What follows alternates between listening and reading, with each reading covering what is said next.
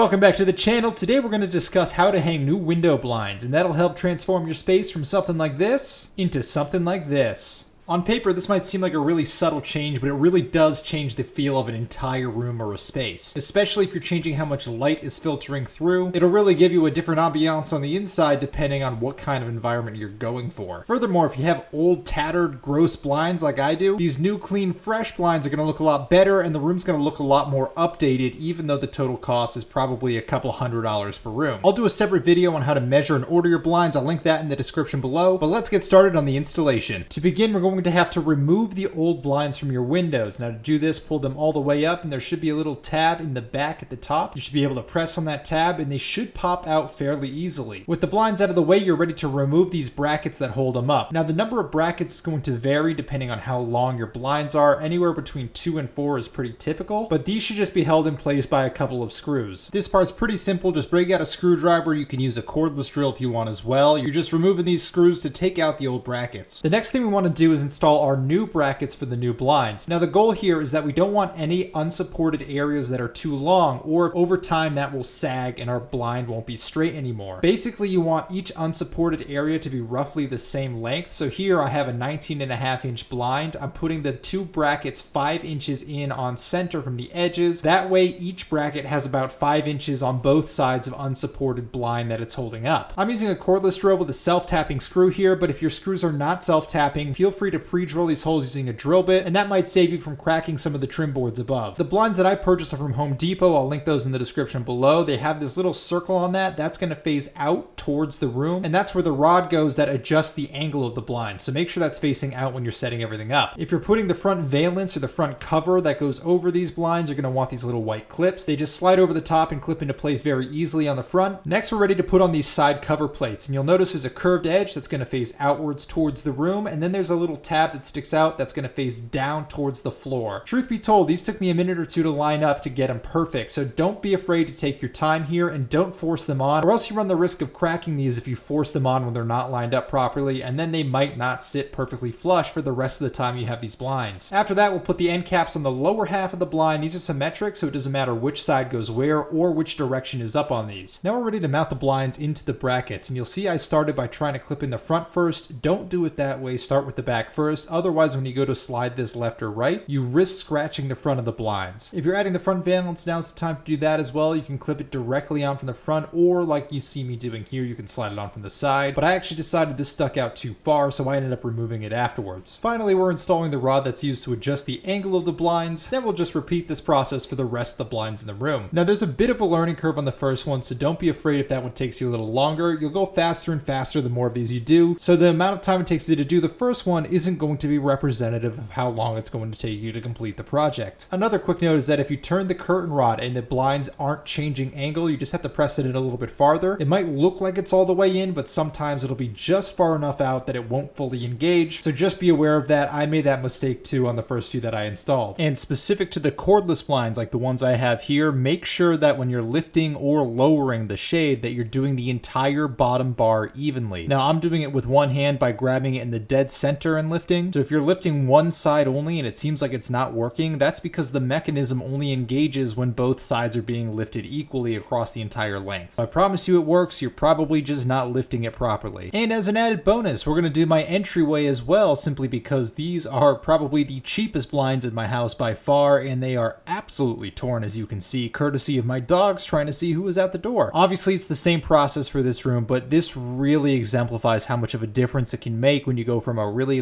cheap, crappy set of vinyl shades to a more mid-scale or upscale set of blinds, especially ones that actually block out light. So my home office is also in this front room of my house, and having this light blocked so it's not reflecting off the floor and into my eyes all day while I'm working remote, night and day difference. Absolutely massive quality of life improvement, and it just looks so much better. The price of this project is obviously going to depend on how big your windows are and then how many windows you have per room, but for me it was about $125 to $150 per room. So for the 2 rooms that I did, my total cost was $256.89. That covered 7 windows. 2 of my windows were about $40 3 inches wide each. So if your windows aren't quite that size, expect to pay a little bit less, but that should give you a good ballpark. This is another thing that I had on my to-do list that I was kind of putting off because I was like, that's a lot of money for something that seems so trivial, quite frankly. But that said, this made an absolutely huge difference to how these rooms look and how they feel living in them day to day. So yes, this is an investment, but especially from like trying to make a house look nice and just feel complete, this is one of the biggest upgrades and one of the most noticeable upgrades that you can do. And it's also one of the touch points that you'll interact with the most in your house throughout the day. The doorknobs, the window blinds, and like the faucets, those are kind of the things that you touch most in your house. So upgrading one of those 3 makes a substantial difference. This was my first time ever hanging blinds. I did 7 in total in 2 rooms, and it took me roughly an hour and a half. So not that bad of a project. And as I showed before, it's literally just a couple screws holding in each bracket. Difficulty level is fairly low. If you're a beginner, I am absolutely confident that you could do this on your own, even if you've never done a house project before, as long as you own a screwdriver. Hopefully you found this helpful. Thank you guys for watching, and I'll see you next time.